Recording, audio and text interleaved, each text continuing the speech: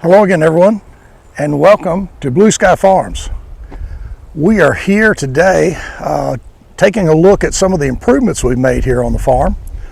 Over the course of the past several days, I've posted some videos about the early days before we did any renovations at all. And I think you'll see quite a dramatic shift. You can see I'm in my work in the yard clothes. And just so you know, this channel is not about glossy editing and wonderful production value. It's about life on a small farm and the work that has to be done. So if you'll excuse me, I'll walk around the camera and we'll start our tour of the renovations that have taken place here at Blue Sky Farm.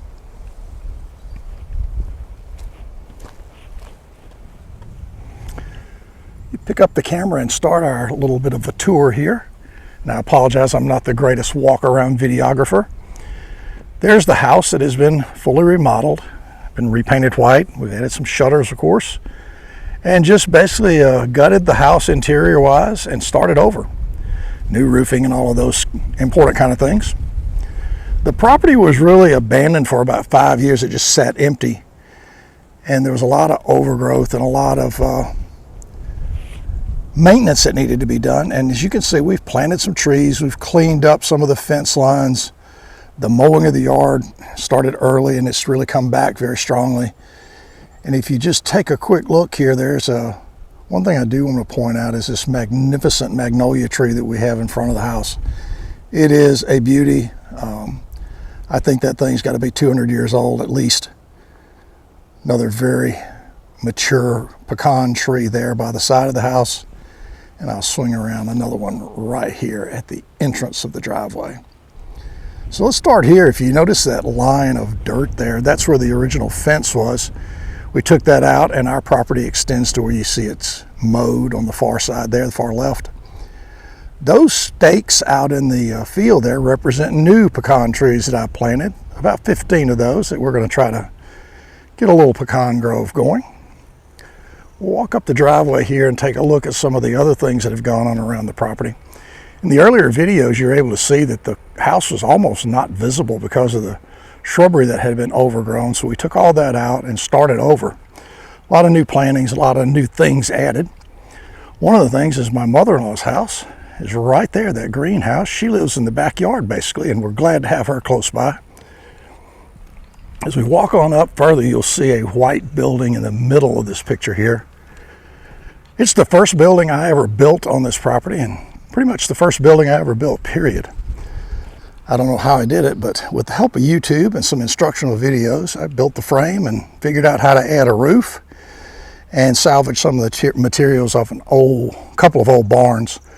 Those barns sat on either side of that road you see there. Of course, there was no gravel in those days. It was just grass. A little bit of a side view of the house with those are some of the original plants that we managed to trim down and save. Other new plantings there in the front yard. They just need some time to grow, and we're just very comfortable with that. They'll grow when they need to grow and shape everything up. Behind that house, that building I told you I had built, is our garage, the red building with the white door. We just added that for my old truck and for tools and things of that nature, or storage. And as you can see here, there's, I guess, 6 or 8 giant crepe myrtles there. They're beautiful. They're white, blooming crepe myrtles just in front of the pecan orchard there. Right near the house is our small garden. My mother-in-law likes to put her tomatoes and peppers in there. And then another garden, we call this the close garden. Tomatoes, squash, zucchini that we can just walk out of the house and pick without going too far. Don't have to head down to the main garden. New beds that we've added. Nothing was there in the beginning. It was just all open space. Well, it wasn't really open. It was overgrown space, I should say. And we've fought our way through that and managed to get this place into really good shape, I think, so far. A lot of work to do still, but we're slowly but surely going to make our way through that. As we come around the corner of the property here, the corner of the house, in the back, right off the front of this car, on the back side, there's another video earlier that showed 2 giant walnut trees that were there. We had those taken out and the stumps ground, so that's the new fresh mulch on the ground. Shows you a little bit more of the backyard. two things I'll comment on. There's this magnificent maple. I think it's called a silver maple. It's beautiful in the fall. And then this incredibly beautiful blooming tree. My mother always called those snowball trees. I think they're a member of the hydrangea family, but I'm not sure. And then right beside that, you see the pool. There probably should be a full-length video on this pool, because at this far end, it's 12 feet deep. It's a nice long pool, handmade, poured concrete, and it holds 35,000 gallons of water. There's the pool house where the pumps and equipment stay. And of course I built a bar in the front. And yes, that gutter goes into the pool. Trying to catch as much rain runoff as we can and keep it full. There you see an extension I built on the back of this pool house to keep my tractor and keep my lawnmowers and lawn equipment in there.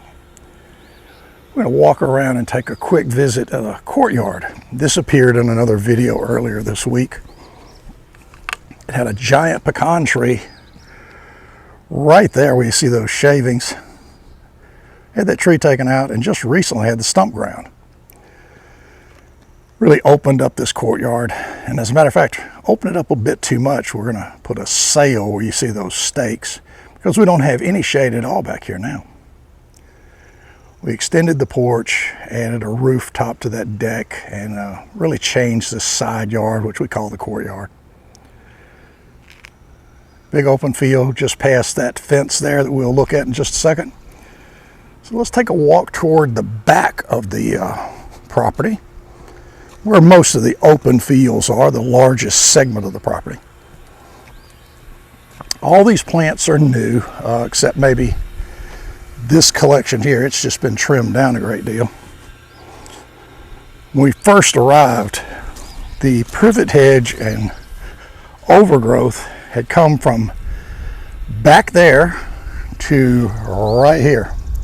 It had grown its way right up against the pool, and boy, did it take some time to dig those out with a skid steer and get them piled up and burned. It was a lot of work, a lot of hand work, a lot of work with that skid steer, but it just took a lot of time. Another new little bed. And as you see, a lot of gravel, probably 5 truckloads of gravel just to define some roads and keep us out of the mud when it's in the rainy season. One thing about this tractor shed, I'll tell you, I bought this 30-year-old Massey Ferguson from a local guy, and he told me it was a really good tractor. And boy, he was telling the truth. That thing has served me well, and considering I don't know anything about tractors, it's been a good one for me not to destroy it. As we walk further along and look at this left-hand side of the pasture, see this beautiful blooming tree. That is a crabapple tree. Produces about 1,000 crabapples a year. I'm not a big crabapple fan, but boy, there are a lot of them here. The front pasture on the left-hand side of the house, as you look at the road, you can see I like to just till up the ground, define the road, define the property, get along the fence lines, and keep it tilled up. We planted a lot of bushes. That is a lava bush. It gets beautiful red blooms on it, and then others are crepe myrtles and things of that nature. So they basically alternate down the side of the house. And that fence line along the roadway, you couldn't even see the road when I first came here. It was just all overgrown. We managed to cut all that stuff down. That tree line is the property line on this side of the property. And that is the front cornfield. That cornfield is for field corn. And if the deer get it, that's fine. Maybe it'll keep them out of my regular garden. No, it's not snowing. It's the blooms coming off the crabapple tree. I mentioned a big pecan tree in the courtyard. That's where it now resides. Really a good place for it, out of the way. Nice little lean-to shed for wood and other things I just like to keep out of the weather, and conveniently stored out of the way. We'll make our way back toward the more open part of the property, the back pastures. You can see some of the areas I've been spraying, trying to get these spring weeds knocked down. Takes a lot of time to kind of regroup and get everything ready for the summer. That's just down the fence line, another beautiful, gigantic, mature pecan tree. Some decent pine trees and just other growth here. Nice medium-sized trees. I think we have 13 full-size or mature pecan trees on the property. 2 years ago, they produced a tremendous amount of pecans, but last year we had no rain, so very few pecans. A friend of mine, Van, and I added this extension to the shop. He knew what he was doing and I didn't, so I was really glad he was here, and we built a great cover for different tools, different accessories that we use around the farm. So now we'll make our way to the first of the larger gardens. This garden, I call the upper garden. This garden here has a lot of sand in the back, so melons, watermelons and cantaloupes do really well there. We plant cucumbers in the front, some okra, but it's a really nice piece of dirt and everything grows well there. Making our way down the hill, you can see the largest of the family gardens or vegetable gardens. And you see some of the assorted irrigation equipment, some farm equipment, and then my cutting table where I prep stuff after I pick it. And just so you know, our property goes back to about that giant pine tree you see straight through there, about 30 yards up the hill. Nice rectangular shape to this property. And here's the largest of the vegetable gardens. And both these gardens, as you can see, are fenced just to keep the critters out. This one and the upper vegetable garden are both fenced. Helps us a lot. Here we plant sweet corn, okra, beans, a few more tomatoes. In the fall, I've been planting pumpkins in here, and they have done awfully well. So it's another really good piece of dirt, and we've been very successful. The only thing is there's not water, there's no well. I haven't run any water down here, and we operate here at this place on a well. So you have to be careful with water. So I have a water storage barrel and a pump, so I try to keep it as wet as needed when we don't get good rain. I'm going to walk straight across the pasture here real quick. Take a look at the area down by the pond. One of the funny things when we bought this property, I'm sure the sellers told us we had a pond, but I must have missed that, because I discovered it making my way through the brush and bushes and walked up on it, not even remembering that it was here. It's a really nice little pond. Built a dock, you can see it through there, wooden dock. Planning on putting a little building right here in this opening, maybe another dock for the kids to play on, grandkids. Here's the second cornfield. There'll be more field corn there. Again, an effort to keep the deer away from these two vegetable gardens. A lot of fish in the pond. I enjoy going down to that dock. I do a lot of my video shorts for the other channel, Sid Mickle Publications, down there. It's just a very peaceful place. You can just be down there and be quiet. Helps me to be a little bit reflective, and I'll tell you, we are blessed to have this place and we do love it. But that's a really good view of the pond and how much better it looks cleaned out. I've got some more clearing to do up here, but that'll come later this summer. That's where the creek pours into the pond, keeps it as filled as possible. And just through there where you see those really dead looking trees, that's just trees that haven't filled out and they have a lot of dead vines in them because we had the brush clearing project down there. A lot more work than I thought it was going to be, but still a lot of fun. As we swing back around, you see the garden again and another garden, and then back up toward the house. One thing I will tell you is we are very fortunate to be in this place. We do love it. We appreciate it very much. And we're going to try to keep some videos posted maybe every couple of weeks.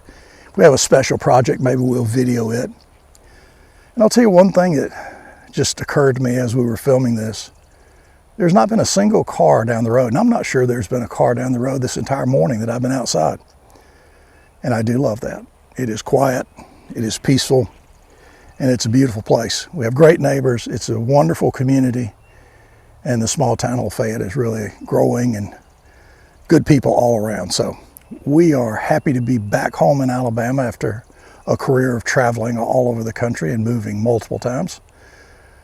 So until next week, maybe the next couple of weeks, we'll end this video here and we'll come back with another project. Maybe some of the vegetable garden planting or maybe some of the cornfield planting. We'll get that on camera. So let's say until then, take care of yourself, be safe, and thanks for joining us. If you like the video, hit that subscribe button. Take care. Bye-bye.